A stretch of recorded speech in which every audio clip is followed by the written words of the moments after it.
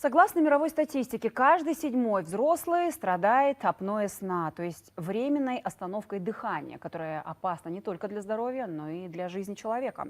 В Казахстане каждый второй взрослый сталкивается с нарушениями дыхания во сне, иными словами, храпит. Причем у 80–90% людей причины ранхопатии так и остаются недиагностированными. Чем бывает вызван храп и почему он возникает чаще у мужчин? Хотя это спорный вопрос, выясняла Айгерим Бегенова. По статистике, каждый второй казахстанец храпит во сне. И это не только может доставлять дискомфорт домочадцам, но и, как отмечают медики, вредно для здоровья самого храпуна. Мы решили провести блиц-опрос на улицах столицы и узнать, считают ли казахстанцы храп нормой. Или же, по их мнению, в случае его возникновения стоит обратиться к врачу. По мнению большинства опрошенных, храп во сне – одно из потребностей организма или индивидуальных особенностей человека. Но есть и те, кто понимает, что храп – серьезная проблема, а вот лечение отложено на неопределенный срок. Я думаю, что нормально. Люди храпят же. Все зависит от индивидуальности, мне кажется. Когда человек сильно устает, он всегда храпит, да, норма.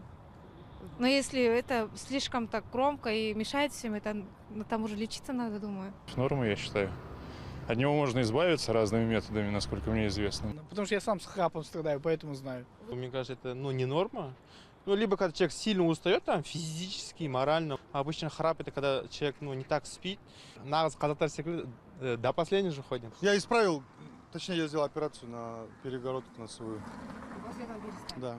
Врачи выделяют несколько стадий храпа от легкой до тяжелой. При тяжелой форме возникает апноэ сна. Это временная остановка дыхания спящего. При этом медики не исключают, что при отсутствии лечения ранхопатии она может прогрессировать и перерасти в апноэ. Иногда в определенный момент, по мере углубления в сон, человек может в глубокий сон перейти и внезапно может остановиться дыхание, то есть мягкие структуры глотки могут полностью закрыться. То есть это фактически возникает эпизод удушья. По-медицински это называется апноэ сна. Не сама остановка приносит, так скажем, вред здоровью, а то, что вслед за ней прекращается поступление в организм кислорода. По словам специалистов, зачастую страдают от храпа мужчины старше 40 лет с избыточной массой тела. Предрасположенность к храпу у людей мужского пола основана на физиологических особенностях их организма. К тому же именно мужчины чаще всего травмируют нос. Костная структура растет медленно, а вообще кости лица растут до 25–26 лет. А носовая перегородка состоит из костного и хрящевого отдела. Костный отдел медленно растет, а хрящевой преобладает над костной. Может быть, поэтому искривление носовой перегородки. До 95% может быть искривление носовой перегородки у парней физиологического характера. То есть это не патология, а физиология. То есть по меру роста организма. А патология – это когда получаешь удар, и поэтому у них возникает храп.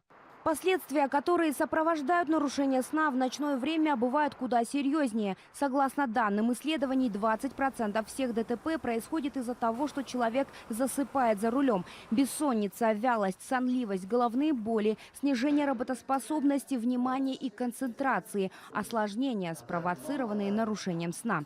Каждый случай индивидуален, но вывод один. В случае возникновения храпа необходимо консультироваться со специалистами. Айгерим Бегенова, Мирамбек Эргельд, Айбек Акшулаков, Хабар.